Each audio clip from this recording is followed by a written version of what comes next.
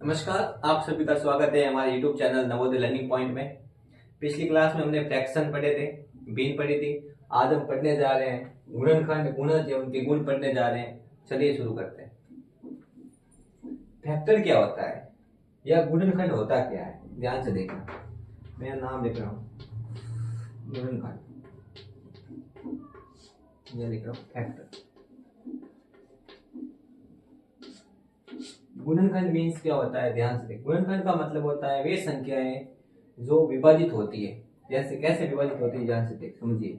जैसे मान लो 6 है, ठीक। अब 6 से कौन कौन संख्याएं पूरा पूरा जिसमें भाग जाता है या विभाजित होती है या डिविजिबल होता है पूरा पूरा। जैसे 1 का डिवाइड होता है 6 में 6 टाइम्स। जैसे 2 का भी डिवाइड होता है 6 में। जैसे 3 का भी डिवाइड होता है 6 में। जैसे 6 का भी डिवाइड होता है 6 में। तो ये जो 6 के जो हमने 1 2 3 और 6 लिखे हैं, इनका मतलब क्या होता है, ये जो जितनी भी संख्याएं लिखी है ये गुणनखंड है। इसके क्या है, इसके फैक्टर है। फैक्टर उससे कहते हैं वे संख्याएं जिसमें इसका डिवाइड होता है या इसमें भाग चला जाता है, या अपन सीधी भाषा में कहें तो विभाजित होती है वे संख्याएं, ठीक है। उनको क्या बोलते हैं, गुणनखंड बोलते हैं। एक और उदाहरण लेके समझते हैं। देखिए जैसे 12 है, 12 में किसका डिवाइड होता है, 1 का तो होगा ही। एक 1 और 12 का तो होता ही होता है, ठीक है। सेम डिजिट का होता है और 1 का होता है। देखिए इसमें 2 का भी डिवाइड हो रहा है, इसके बाद 3 का भी डिवाइड हो रहा है, उसके बाद 4 का भी डिवाइड हो रहा है, उसके बाद 6 का भी हो रहा है, ठीक है। तो देखिए कितने कितने गुणनखंड हो गए, 1 2 3 4 5 और 6। तो इनको क्या बोलते हैं, फैक्टर बोलते हैं। क्या बोलते हैं, कितने फैक्टर है इसमें, 4 फैक्टर, इसको बोलते हैं फैक्टर। या बोलेंगे गुणनखंड, ये है गुणनखंड। समझ में आया। गुणनखंड किसे कहते हैं, वे संख्याएं जिसका उस संख्या में पूरा पूरा भाग चला जाए। तो ये वे वाली संख्याएं हैं। जैसे इसमें 6 है तो 6 में इन सबका क्या जा रहा है, पूरा पूरा डिवाइड हो रहा है या विभाजित हो रही है या डिविजिबल हो रही है। तो यहाँ तक समझ में आया, इसको नोट कर लीजिए, फिर आगे देखते हैं।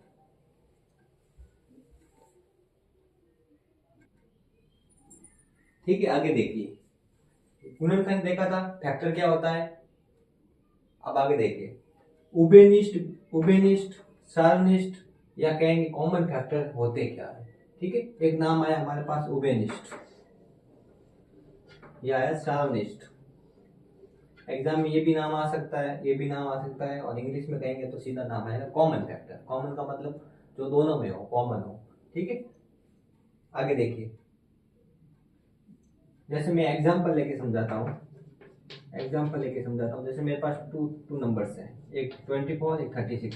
अब इनका हम क्या निकालेंगे, कॉमन फैक्टर निकालेंगे, या क्या निकालेंगे, उभयनिष्ठ या सार्वनिष्ठ गुणनखंड निकालेंगे, ठीक है। तो चलिए, जैसे मैंने 24 लिखा है, यहाँ पे ध्यान से समझिए, यहाँ पे समझा रहा हूँ, ठीक है। और यहाँ पे 36 का करेंगे अपन। अब 24 में देखो किस किस का डिवाइड हो रहा है, ध्यान से देखना। एक तो 1 का, उसके बाद 2 का, उसके बाद 3 का भी हो रहा है, 4 का भी डिवाइड होता है, 5 का नहीं होता, 6 का होता है, 8 का होता है, ठीक है। उसके बाद हो जाएगा 12 का हो जाएगा, इसके बाद हो जाएगा 12 और 24 का होगा, ठीक है। अब इसमें देखो 1 का भी हो रहा है, 2 का भी डिवाइड हो रहा है, 3 का भी हो रहा है, 4 का भी हो रहा है, 6 का भी हो रहा है, फिर इसके बाद 9 का भी हो रहा है, 9 के बाद अब हो रहा है 18 का भी हो रहा है, ठीक है। उसके बाद हमारे पास हो रहा है 36 का भी हो रहा है। तो हमने क्या लिखे, इसके कुछ गुणनखंड लिखे, क्या लिखे, कॉमन फैक्टर लिखे, हमने, ठीक है। अब कॉमन फैक्टर कैसे निकालेंगे, ध्यान से देखना। जैसे ध्यान से देखो, जैसे इसमें भी 1 है, इसमें भी क्या है, 1 है, ठीक है। उभयनिष्ठ या सार्वनिष्ठ गुणनखंड निकाल रहे हैं, क्या निकाल रहे हैं, कॉमन फैक्टर निकाल रहे हैं। कॉमन फैक्टर का मतलब होता है दोनों में होने चाहिए शामिल। जैसे 1 इसमें भी है, 1 इसमें भी है, तो कॉमन आ गया। अब 2 इसमें भी है और 2 इसमें भी है।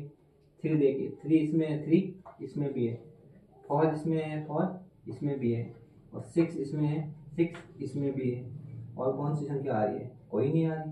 तो आंसर क्या हुआ हमारा, कॉमन फैक्टर कौन सा हो गया, 1 2 3 4 और 6। ये हमारे क्या हो गए, कॉमन फैक्टर। समझ समझ में आया? इसको बोलते हैं उभयनिष्ठ या सारांशनिष्ठ गुणनखंड, या इंग्लिश में कहेंगे कॉमन फैक्टर।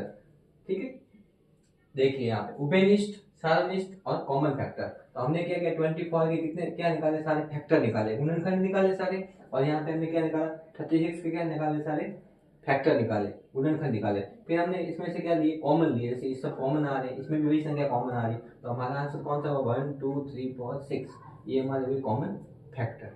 चलिए आगे करते हैं, एक बार इसको नोट कर लीजिए आप अच्छे से। ठीक,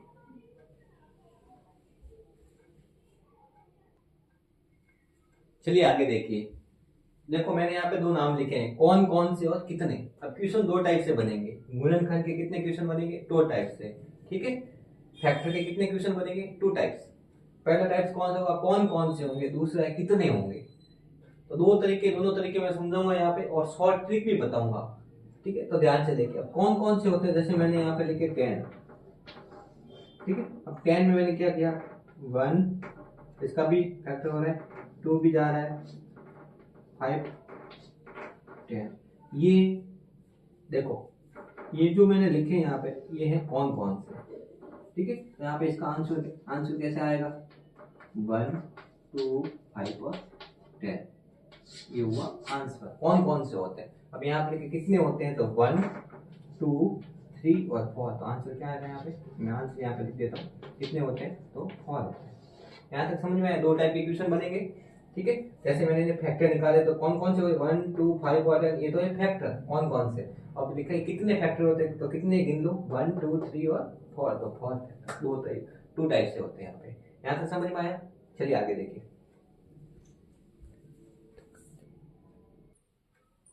चलिए आगे देखिए, हमारा टॉपिक है अभाज्य गुणनखंड। ठीक है, इंग्लिश में प्राइम फैक्टर। प्राइम फैक्टर क्या होता है या अभाज्य गुणनखंड क्या होता है, हमने क्या पढ़ा, गुणनखंड क्या होता है, वो तो हमने पढ़ लिया कि जो भी संख्याएं होती है, जिस संख्या से डिवाइड होती है, वो होती है गुणनखंड। ठीक है, और हम पढ़ने जा रहे हैं अभाज्य गुणनखंड क्या होता है, प्राइम नंबर। वे फैक्टर वे होने चाहिए जो ओनली प्राइम नंबर्स होने चाहिए। जैसे यहाँ पे समझिए, जैसे मैंने यहाँ पे 24 लिया।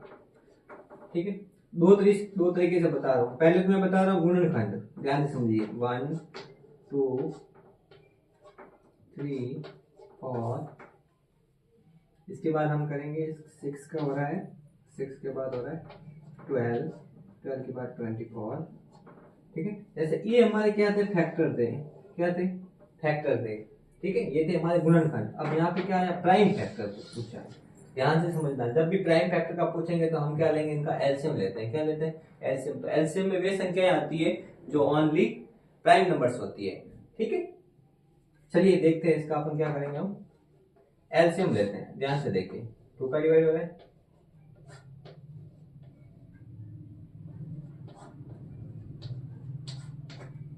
तो ध्यान से देखिए। तो हमारे प्राइम फैक्टर में कौन कौन सी संख्या है, ये बात। तो प्राइम फैक्टर कौन से हुए हमारे पास, 2 2 2 3 और ये हुए 2 2 3। तो इसमें देखिए, इसमें कौन सी ये संख्या, एक तो 2 है, एक 3 है। ये दोनों संख्या कैसी होगी, 2 और 3 कैसे नंबर होंगे, प्राइम फैक्टर होंगे। क्या होंगे, प्राइम फैक्टर। समझ पाया। गुणनखंड अलग चीज होती है और अभाज्य गुणनखंड अलग होती है। अभाज्य गुणनखंड वे संख्या होती है जो ओनली अभाज्य हो, ना कि गुणनखंड।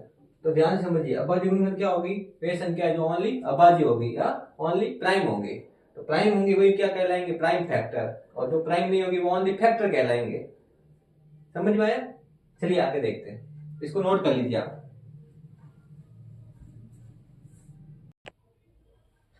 चलिए यहाँ पे देखिए, मैंने बताया था कौन कौन से होते हैं अभाज्य, कौन कौन से होते हैं हमारे गुणनखंड, और कौन कौन से हमारे फैक्टर होते हैं। ठीक है, तो हमने एक और चीज बताई थी कि कितने होते हैं। तो हम कैसे निकालेंगे फैक्टर कितने होंगे, अगर बड़ी संख्या आ गई तो सबका निकालना मुश्किल हो जाता है। जैसे यहाँ पे मेरे को निकालना है 120 का, 120 के हाउ मेनी फैक्टर, मैं यहाँ पे लिख रहा हूँ हाउ मेनी फैक्टर, इसके फैक्टर कितने होंगे, या हम कहेंगे गुणनखंड कितने होंगे, गुणनखंड कितने होंगे। हम इसके लिए एक शॉर्ट ट्रिक लेके आए हैं, ध्यान से देखना। जब भी आपको निकालने हो गुणनखंड कितने होते हैं, ये सवाल बार बार पूछा भी जाता है कि हाउ मेनी फैक्टर, बड़ी डिजिट लिख के आ गई, उसमें बताएंगे कितने फैक्टर होते हैं। तो ध्यान से देखिए, हम सबसे पहले इसका इनका लेंगे एलसीएम। क्या लेंगे बच्चों? एलसीएम लेंगे। ठीक है, ध्यान से देखिए, अब मैं एलसीएम ले रहा हूँ यहाँ पे।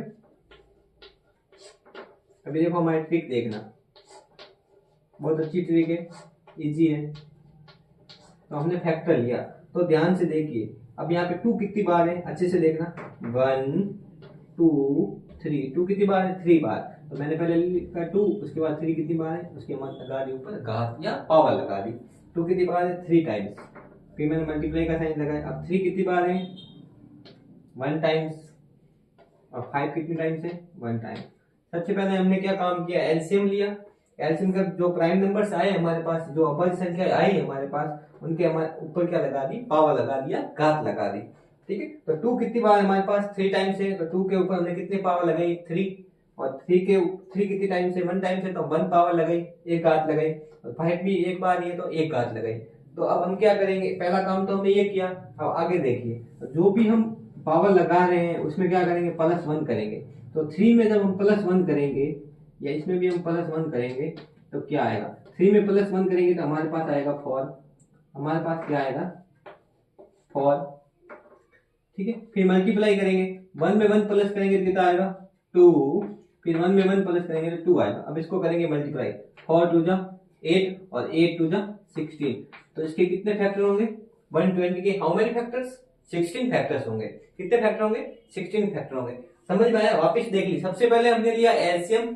सबसे पहले हमने क्या लिया? एलसीएम। एलसीएम में जो अभाज्य संख्या आई उनको हम किस में लिख दिया? पावर में लिख दिया, पावर लगाई ऊपर। जैसे 2 कितनी बार था? 3 टाइम्स था, तो हमने 3 पावर लगाई। तो 3 1 था, तो 3 के ऊपर 1 पावर लगाई। और 5 भी 1 टाइम्स था, तो कितनी पावर लगाई? 1। और जो भी पावर लगाई उसमें हमने क्या किया? प्लस का 1 किया। तो सब में जब हमने प्लस का 1 किया, तो 3 में 1 प्लस किया तो 4 आया, और 1 में 1 प्लस किया तो 2 आया, और 1 पावर जो 1 थी उसमें एक और प्लस किया तो 2 आया। तो 2 आने के बाद हमने सबको क्या कर दिया? मल्टीप्लाई कर दिया या गुणा कर दिया। 4 2 जा 8 और 8 2 जा 16। तो टोटल कितने फैक्टर हुए? 16 फैक्टर हुए। ये आपके लिए शॉर्ट ट्रिक बनाई गई है, सबसे बेस्ट। आपको ऐसे निकालना नहीं पड़ेगा एक एक, बहुत टाइम लगता है। समझ में आया? आगे देखिए, इसको आप नोट कर लीजिए अच्छे से। अगला हमारा, हमने गुणनखंड कंप्लीट कर दिया, फैक्टर कंप्लीट कर दिया। ठीक है, अब हम करेंगे मल्टीपल्स एंड प्रॉपर्टीज। मल्टीप्लाइज करेंगे। ठीक है, चलो नोट कर लीजिए इसको। अगला हमारा टॉपिक क्या था? गुणज या मल्टीप्लाइज। गुणज और मल्टीप्लाइज का मतलब होता है मल्टीप्लाई करना। 2 की टेबल, 3 की टेबल, टेबल्स कैसे आती है? मल्टीप्लाई करके। वैसे ही वही है गुणज या मल्टीप्लाई। सिंपल है, सिंपल है। जैसे अब मैं यहाँ पे कुछ लिख रहा हूँ, ठीक है। अब 2 है ना, 2 5 टाइम्स मल्टीप्लाई करना है, तो हम क्या लिखेंगे? 2 और 8 और 10। हमने क्या लिखा? 2 कितनी बार मल्टीप्लाई हो रहा है? 5 टाइम्स, तो हमने 2 की टेबल लिख दी। ठीक है, गुणज का मतलब क्या होता है? गुणा किया हमने, 2 की टेबल बोली, 2 4 फिर 6 फिर 8 फिर 10। जैसे हम एक क्वेश्चन और लेते हैं, जैसे मैं यहाँ पे क्वेश्चन लिख रहा हूँ, 6 के 5 गुणज लिखिए।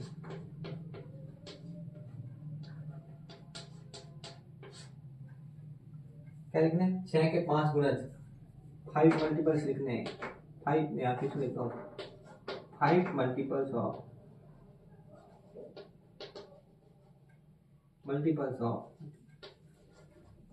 6 टाइम्स। 6 के क्या लिखना है? 5 मल्टीपल्स लिखने हैं। तो क्या करना है? 6 के 5 गुणज लिखने हैं। मतलब 6 की टेबल कितनी बार बोलनी है? 5 टाइम्स। कितनी टाइम्स बोलनी है? तो बोलिए, इजी।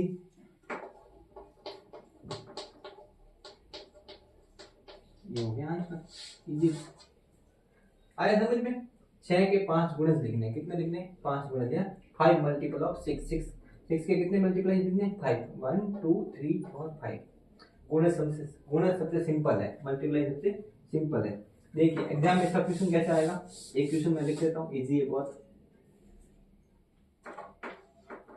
ऐसे लिखा है, सम ऑफ